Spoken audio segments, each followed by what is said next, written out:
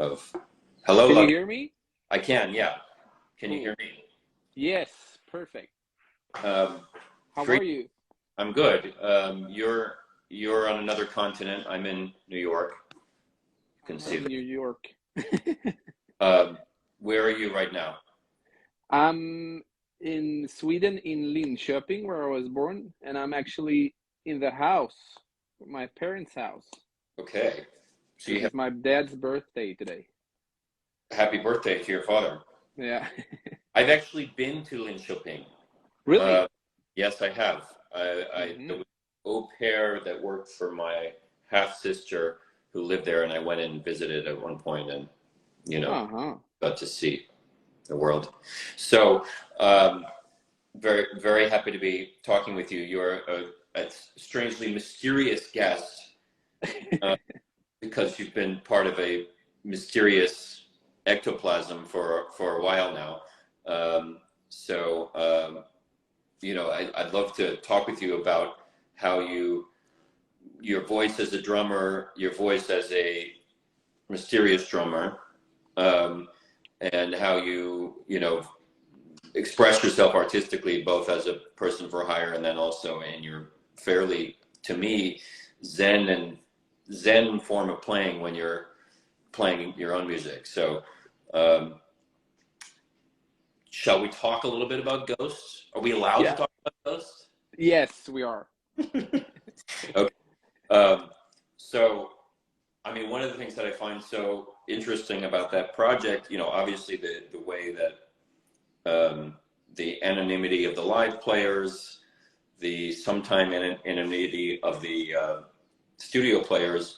I'm curious to know, are you creating a sound that's then getting imitated on the road, or what do you have a relationship with the live players who do what your tracks that you've laid down? What's that like?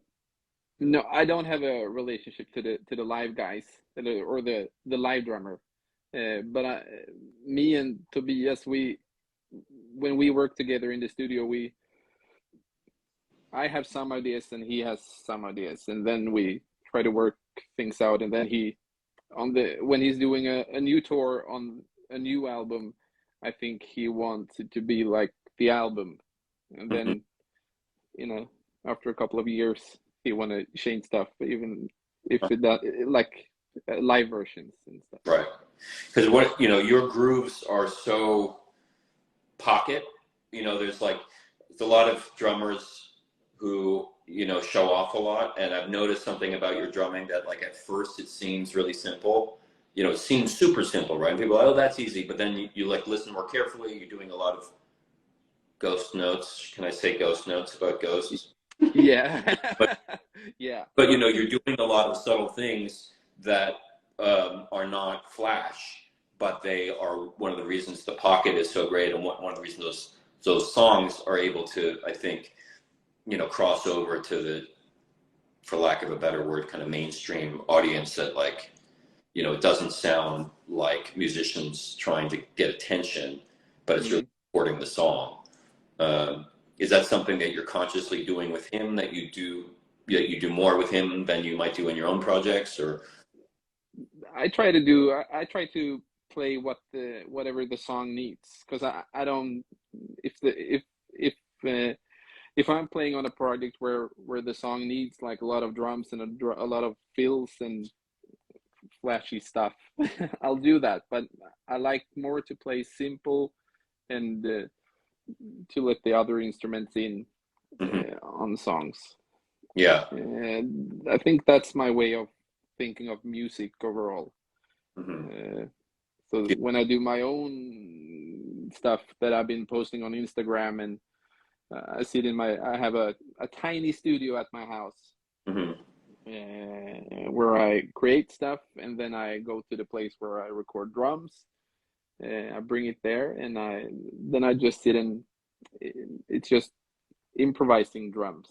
So Hmm. all the clips on that I posted on Instagram is just that's me improvising. Right. Right. Yeah. But so, like, you know, something I was watching, something you did, I guess, last year, Reversed Space, right? For an example, like, you know, that to me, you know, one of the things that was interesting, you know, how musical you're playing so simply, but musically, it's almost like you're playing a piano, but as drums. Yeah. Using the kit. I mean, it reminded me. I went in to talk with Terry Bozzio at one point, who's, you know, more in sort of. I mean, he's obviously extreme in terms of the flashiness, but the similarity that I saw between you and him is that it feels like you're using the different drums as different notes. You know, you're not like trying to show off your latest, you know, exercise that you No, got. I don't have it. I can't show off any exercise because I never practice. You only create. Yeah, With totally. you don't practice? Is that true? Yeah, Like, I never practice. so that's interesting because some of the guys I talk to, you know, it's all about practicing, and they're like Hmm. hours a day of, you know, they see something even like on Instagram that some, you know, some Instagram drummer has done where they're like figuring out like some complicated subdivision, Hmm. you know, some strange time signature, and they'll spend all day practicing, and they're like, yeah, you gotta, my job as a drummer is to, you know, stay ahead of the curve on all the cool new licks. That's a very different philosophy than like to be in the pocket of the song and in the pocket, Hmm. you know, improvising. Yeah, but I think I practice like mentally, or can you say that? Yeah, because I think about grooves and music and like tiny synth stuffs and or harmonies or something, stuff like that. So I kind of practice, but I not in a real like drum way. I'm not like the I've never been like the drummer that practice and try to learn stuff. I don't think I can do like a parodiable thing correctly. I just play. That's why your relationship has sustained with Tobias all these years, and that, you know, because you're not sort of pushing, you're not pushing like an agenda musically, or like Mm. what how do you guys relate in terms of that, you know, like, because you're not showing off, and that's one of the things that's great about it. It's like you create a foundation, which is what drums, you know, traditionally would have been. Yeah.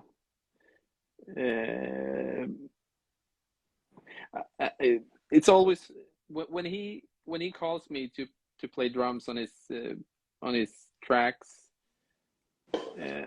I'm always pretty nervous because since I don't practice, it's just like, oh, I'm not gonna make it. And I talk to my wife a lot about it, and she's like, oh, you're gonna be fine.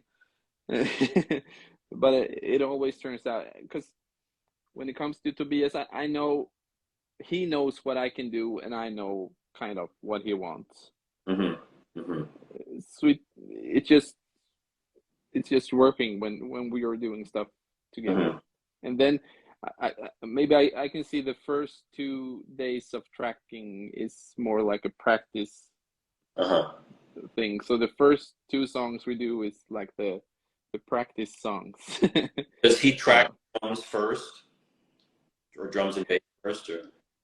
and no, he does the demos with the producer often, and then he sends me the demos, and then I can rehearse a bit at home, or I can. So it's like Uh, he demos the track with like a click or a drum machine or something, then you come in and you create the groove, and then it goes back to him to build on top of that again. Is that the process? no, no, we're always in the studio together. Oh, okay. Okay. So like the last, I wasn't on the last album, but the album before that, Prequelle, uh, I went to Stockholm for 2 weeks and we were together, and I Uh-huh. lived with a producer in an apartment What's close your to the studio. on that record? Do you have a favorite track? Yeah, Faith, What? Why? because it's It's groovy. groove. What? Your favorite because of your groove or because of the song? Or they? I guess they're all integrated now, right? Because you think as Yeah, a. but I like the groove and the feel and the heaviness, and I like the tiny breaks are not like I don't know how many counts. It's just a feel. All those breaks is just you have to feel them, and then you like get into the song again. And Mm-hmm. I like that song a lot. Has there ever been a discussion of you playing live with them? Yes, but I said no. You say no. Yeah. Because you just don't want to deal with the craziness of touring, or? No, like the first when we did the first album, he wanted me to play live, but I didn't get the Ghost thing at that time. So I think I was a bit like, no, I'll just do the album and then we'll catch up some other time. But then it all like, so my friend Axel Holmgren, who's a great drummer. He was the drummer on the first tour and the second album, and did tour with them until the third album. And then so he did the first thing, and then I saw this whole the band just exploded all over. Mm-hmm. That was a bit sad. No. No. I've always been happy for them. But then he asked me again when we did the third album, because I went to LA to East West Studios and tracked drums for Meliora. Mm-hmm. And then he asked me again, but I said no again. But even though you kind of regretted it the first time, then you said no. This is your mantra. You're going to make him beg for it. Yeah, maybe. In 40 years. Yeah. No, I don't know. I don't think it's just the whole touring thing. I love to create music, and I love to create sounds, and I love to make weird noises. Like I've been recording shelves at my home studio for like looping stuff, and I like to do that. Not IKEA shelves. Yeah. They are IKEA? Yeah. It's your national pride? Yes. Mm-hmm. And meatballs. Okay. So you use the meatballs, put the meatballs on the tip of your sticks, and then exactly. Yeah, exactly. Yeah, I mean that there is a kind of like I mean, I think about the drummer composers who think musically like that, you know, and that, you know, Stuart Copeland also comes to mind. I don't know who influenced you as a drummer, unless you're the kind of drummer who are only influenced by violinists, in which case, which violinists influence you, but yeah, who were you inspired by, like as a 12-year-old?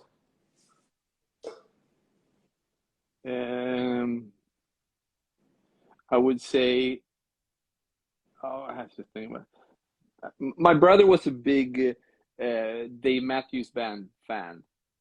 Really? I was listening. Yeah, he loved Dave Matthews Band, and he loved the band called Blind Melon, mm-hmm. and Pearl Jam and stuff like that, and Soundgarden. But okay. I think that Carter Beauford, that's his name, right? From Dave Matthews Band, Carter.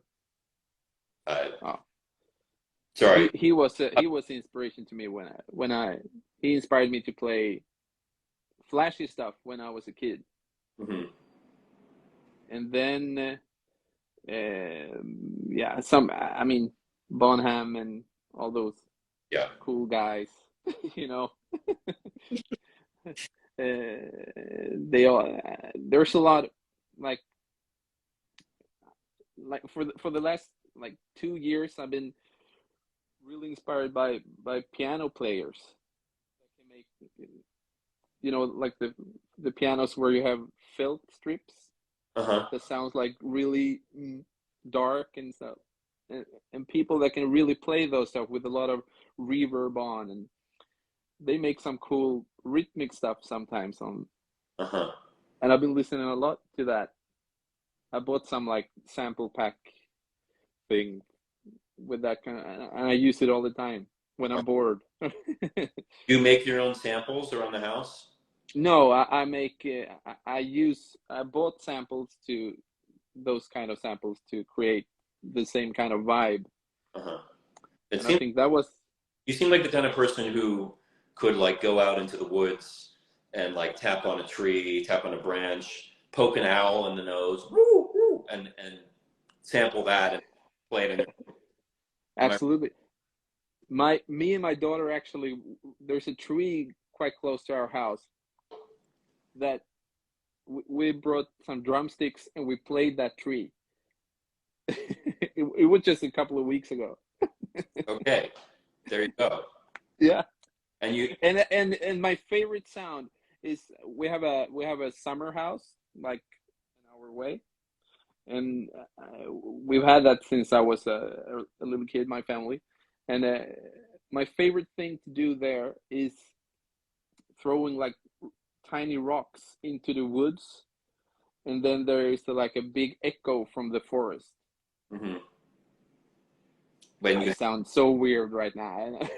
no, but this sounds to me like you could compose a whole kind of symphony using those sounds. I mean, I would tell you, Maybe. but it seems like this could be your next project. What is your next project besides what we're suggesting right now? My next project, I'm working on my vocals actually. Okay.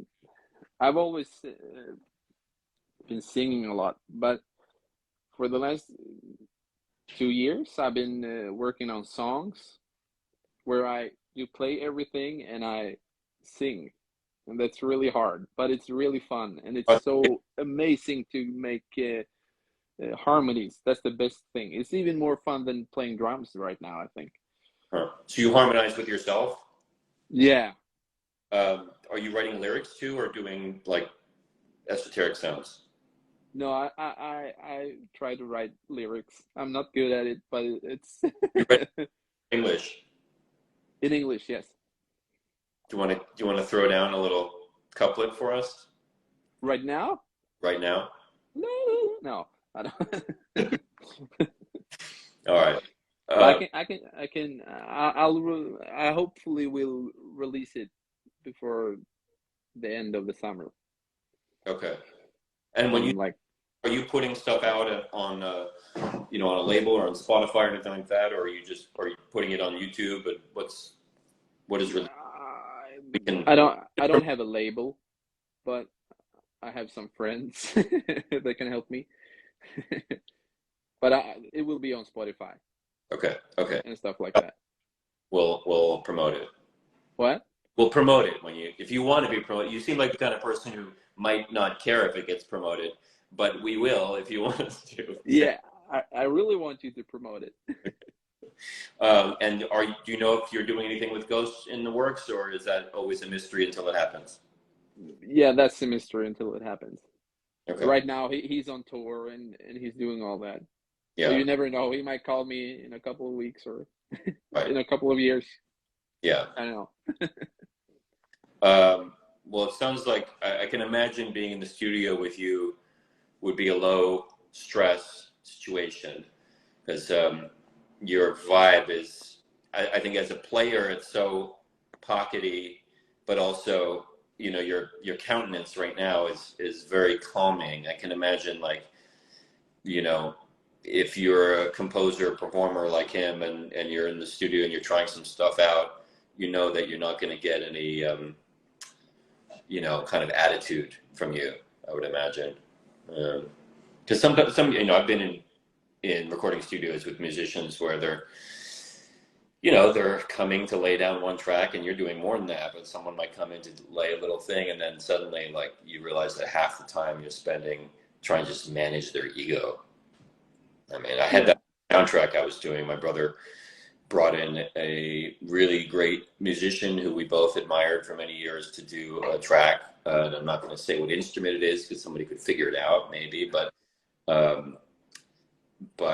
we were so excited to have him in the studio, and then we were like, these are the four melodies that are kind of the themes of the movie, and we want to, can you play these four and then start improvising off them? And then he said, even though he'd come in to play the composed music, he said, well, I don't just play the melody. We're like, yeah, it's okay. We want you to improvise. Like, yeah, but I don't want to hear the melody. We're like, okay, but you have to hear it to know what the theme is. And it became kind of a miserable couple hours. So, you don't seem like that type. That's my point. No, I think I'm quite easy to work with, I think. Mm-hmm.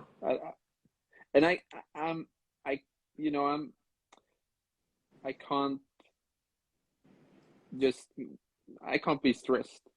I'm always relaxed, I think. Okay, but your favorite. You mentioned your favorite track on the last record was Fate, which is maybe the most metal-y of the tracks.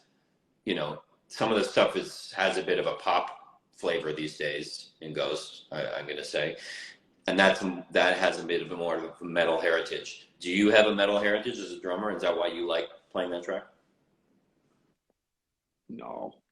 No. I just like the vibe. I just of that song, but I don't see myself as a like metal guy, or I don't listen a lot to that music. I used to do that, but now I listen a lot to jazz and stuff. Like who? That's my go-to. Lately, I've been listening to what's his name, the drummer Mark Juliana. Is that his name? Do you know him? Don't know. Sorry. He has the jazz quartet, and that to present. Huh? You're listening to like current jazz. Yeah. Okay. And I listen a lot to the Beck, his album Morning Phase. Because it has jazz influences now? No, because it has some soft influences. That was not the jazz part. Okay. Because I talked to Alex Skolnick, the guitarist for Testament, but also he has the Alex Skolnick trio that does like very, kind of high technical jazz. But I kind of like when I see people who play hard music also playing jazz, because it's I think the average fan doesn't realize what a synthesis there can be between those forms. Do you think it's going to influence your playing that you're listening to jazz? Somebody's saying, yeah, Mark Juliana is helping us get our spelling right. Thank you, Juliana. Yeah. That's the thing. I like to listen to it, but I can't really play it. I might have to. I can like put in some jazzy vibes sometimes on a ride thing, but I can't really play like the traditional jazz. But I've tried to like tune up a drum kit like really high, and pretend being a jazz drummer, but it doesn't really work. What kit do you play? Oh, I have a lot of different kits. Do you have a Ludvig? No, I actually don't. Do you realize that getting one could be good for you because it's your name, and that might be might give you a nice sense of ownership. It's like when I film something and I'm shooting with an Arriflex and my name's Ari, I feel a little bit like I'm taken care of. But okay. They should hook me up. We should do something. With Ludvig. Yeah. But what do you play in reality? I play a lot of different gear. I don't think I have any new drum. Yeah, I have one new drum that a guy made me. But I wanted it to be like an old drum. So it's a new drum, But the sound, like an old drum. Yeah. is that the one you're tuning to sound jazzy? No, that's the beefy drum. Okay. It's really really low, and it's the kind of drum that you tune both of the heads from the top. Uh-huh. And what does So that do? he made. What does that do to the sound? I think I don't know actually, but I just think it's easy. That drum is really easy to get like really beefy, and Hmm. so it's easy to tune low. So that's my like when I want a low snare drum, that's my. Right. But that's a no name drum. But is But it a local in Sweden who made it for you? a guy in Stockholm. Oh, wow. So when I was in Stockholm recording, we did a cover, a Metallica cover with me and Tobias. So he came by the studio with the snare when I was there at that studio. Yeah, so the guy in Stockholm made it for me. That's cool. Yeah, Wait, is but it Chris Sandman? yeah, Yeah, okay.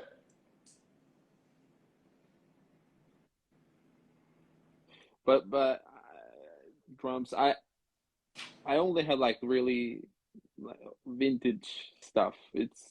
Most of it is like nothing like I have a I have a red sparkle kit, and the brand is called Drum Mate, I think. Hmm. It's like from the 60s, and I've switched out some hardware on it, but it sounds really really good. And I use the toms all the time. Uh-huh. Uh, and then I have like some concert toms, like single headed Oh, toms. okay. Yeah. So when you went out, let's say, to LA to do Meliora, you recorded the whole record out there? Yeah. So did you bring your esoteric kit or did you work with local drums? Yeah. No, we had a drum tech, Ross Garfield, Hmm. Okay. the drum doctor. He's the drum doctor. He is. Okay. So he was my drum tech on that album. So he brought like I used the old Gretsch Uh-huh. sizes thing. Yeah. Sounded really, really, really good. Yeah. It's funny because like some of the drummers as well, like, some of the more technical guys were like, I would never play someone else's kit. I couldn't play someone else's kit. I mean, I'm not a professional drummer. I'm an air drummer. So Yeah. my own, issues to work through. Um, but I kind of like the notion that, if you go out to record in another country, you just go and it's you're bringing your soul to it. You don't have to have all that gear. I mean, obviously you get a great drum doctor to make it sound good, but you're not so attached to your gear as though that's who you are. Well, who you are is the groove, and clearly your kind of respect for the music as a whole, rather than drums. These are my drums. I gotta make sure my drums are loud and cool and people notice them. Um, Someone says, I'm pretty satisfied about the drum kit I bought from Ludvig. Okay. Someone's giving Who's that? That's Paralyzed Star. It says, the bass drum was used for the recording of Opus Eponymous. Oh yeah. Yeah. So, shout out to that then. Yeah. So you don't mind having one drum from one manufacturer, another from another, a cymbal that, maybe there's a pasty, there's a Zildjian, there's like something that, like a tin can, and then a piece of, someone's old car hubcap. That would be a good kit for you, right? Yeah, you can do something with that. But I do play Sabian cymbals. Okay. So um they are like I'm a Sabian artist You're and I'm a Vater artist. So that's the only things that I like. okay. I use those brands. All right. So So I was on a tour like a couple of weeks ago, a short one with a band from town, and the only thing I brought was a snare, cymbal sticks, and some hardware. And then I played on the kits, and I This had like was in the town. You'd play that local kit. yeah, Uh-huh. And do you like that? Do you like the kind of surprise of not knowing what the kit's going to sound like? kind of. It's like a, and I think it's like when I first started playing, I played in like the punk and hardcore scene, Hmm. and that's the thing from there. I think Right. like you just play whatever it is, and Yeah. then you just gonna you have to be able to give the audience a show, even though it's a bad drum kit. It's not their fault. Yeah. Yeah. I did a show with my band where we were playing like tiny stages, and Eugene Hoots from Gogol Bordello, which was at that point a tiny little band, I think he lent us a cymbal, although it might have been us lending him one, but I think he lent it to us, and my drummer never gave it back, and then it became like a joke for a year or two when I'd see him, like, where the fuck is my cymbal? If I remember correctly, unless we were, but yeah, we didn't care what we played. It's like it's if you could hear yourself on stage, that was considered a miracle, and that was enough. Yeah, So I think that was more fun to play at when you were a kid, and you just played. You didn't even like the engineer asked you to do a sound check, and I didn't know what a sound check was. right. I just went up and we started playing, and the audience wasn't ready, and the front of house wasn't ready. Nobody was ready. We just started playing. Mm-hmm. I think that was more fun. Yeah, I mean, I guess when a band starts playing for tens of thousands of people, then it becomes like a very technical thing. I mean, you could have like, you have your in-ear headset, and then you have a backup headset on top of your ears, and then you have a click track that's running the keyboards, that's doing some backing tracks, and you have a couple of people monitoring that. It sounds to me so much like almost like a sports, high level sports, instead of music, like the level of like extreme technicality that some of these big touring drummers deal with now. And they'll say to me that over half of their brain power is used on managing the technical, which is wouldn't be fun for me. No. Yeah. But I did play drums for a band called Dead Soul, and that's the only time I played with Ghost, because we open up for Ghost on like a Scandinavia tour. Mm-hmm. And that was more like that, more like it became serious, and it was really, really fun. We were two drummers. Two on stage at the same time. Yeah. Huh. So Dead Soul had two drummers. We were like, I think we were 7 people on stage at the same time. And that was more like that was like the first time I really got into I mean, it started to get serious, like the whole thing. And I was always more nervous playing those shows than just walking up on a stage and count in and then go rocking or whatever. But, I mean, it's more like there's a giant scene at that point. You're like, you're the cog in a wheel, and it's hard to improvise. If you wanted to change something in the middle of the song because you felt it, you can't really. No. You got to do it exactly how you've rehearsed it and how the machines that you're connected to are programmed to play with you. Yeah. But I don't say it was really, really fun to play with that band. I love playing with that band. But I think it's more fun now playing the band I'm playing with right now is more we're 3 persons in the band. A guy who plays guitar and sings and bass, and it's me. always has the flexibility. You can really hear each other and change. What's the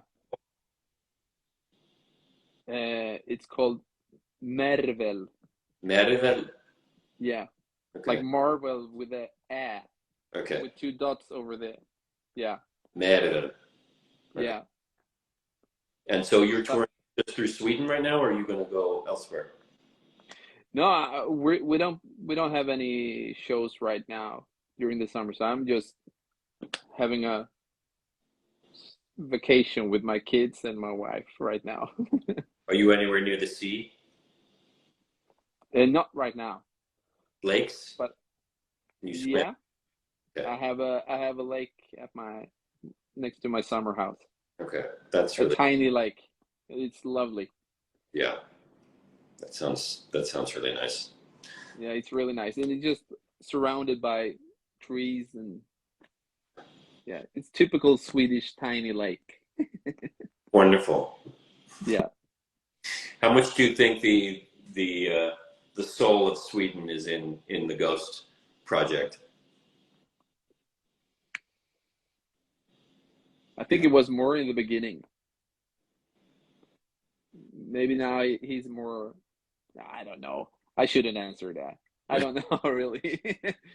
But more at the beginning implies something. There was something in the Swedish experience that somehow was transmitted in the Opus. Yeah, but that was more like. It felt more like a. I don't say it's black metal, but more like that. I had that vibe when we did the first album that it was going to be like a typical Swedish classic album, which it is right now. But more when we did the last album I was on, Prequelle, it felt like you could hear on the album that he had reached to like the next level, to a bigger audience, and to the whole Ghost machine is much bigger right now than it was. Right. Yeah. Yeah. So. And he likes that, and I'm glad he likes it, because he's a really, really, really, really good songwriter and a really, really good guy, and yeah. Yeah. I love to work with him. Yeah. Cool. Well, maybe we'll sign off with the hope that I can hear Mervel Yeah. soon, and maybe you'll be on a Ghost record soon if the call comes, or when it comes. And I am jealous that you can jump in a lake right now. I guess it's probably still light out, even though it's 9 at night there, right? Probably still sunny. Yeah, it's sunny. Yeah. Does the sun? You want to see it? Yeah, I want to see it. No, you can't see the lake, but you can see the room I'm in. But you can't see the sun. Sorry. No. Okay. Well, imagine it. You have a nice poster of Linköping as well. I did see that. Yeah, that's this is my mom's poster. She designed it? No, a friend of mine called David Einar. He designed it, and my mom bought it from him, I guess. It's like just a poster celebrating Linköping? Yeah, it's all the classic, like the church and a big food store, and classic burger place called Stångebro gatukök. Yeah, the tourist capital of the world. Yeah. Everyone's coming to Linköping to check it. Yeah, to check out the Stångebro gatukök. That's amazing burgers. It's my son's favorite place. Nice. Do they have milkshakes too? What did you say? Do they have milkshakes too? No, I don't think so. Okay. They have a chocolate drink called Pucko. Pucko. Pucko. Pucko. And that means also like dumbhead in Swedish. Oh. Who knows? Yeah. Okay. Well, happy almost midsummer. We just a few days after midsummer, but I send you my heartfelt respect for your vibration. I'm doing a vibration movement with my hand for those who are only listening. Yes, I do feel like you could do comedy. I feel like you belong in a Tim and Eric. Maybe I should do that. Tim and Eric. No, the comedy thing. Yeah, I think your next projects sample the sound of playing drumsticks gently against the Swedish woods. Making jokes. Making jokes. Sample the sound of jokes so you can hear yourself singing the jokes at different notes. And then play with Swedish meatball mallets and just watch the money come in. Sounds good. Good plan. That's my summer. Okay. Just send me 10% of all the profits and I'll invest in IKEA. I will. Okay. Very nice to meet you. If I travel a lot, so if I'm in Sweden, you're going to get an annoying call from me, and I'm going to ask to swim in your lake. Yeah. Yeah. You're welcome. Okay. You can swim in the East River here in New York. Good luck. Okay. Well, very nice to meet you, and I'll catch you soon, maybe in Sweden. Yeah. Sweden sounds nicer right now. May the force be with you. May the 4th be with you.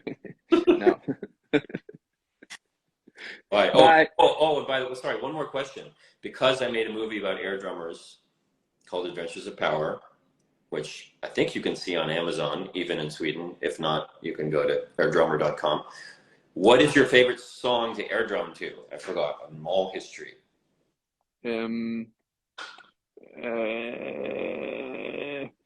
For Whom the Bell Tolls with Metallica. Is it called that? Well, there is For Whom the Bell Tolls by Metallica. No. Isn't that no? Boom, boom, boom, right? Yeah. Okay. Well, so I have some air drumming videos to Metallica, but I have not yet done For Whom the Bell Tolls. So maybe I'll add that to my repertoire. For you. For you and Lars. Yeah. Okay. We'll catch you later. Bye-bye. Ciao, ciao.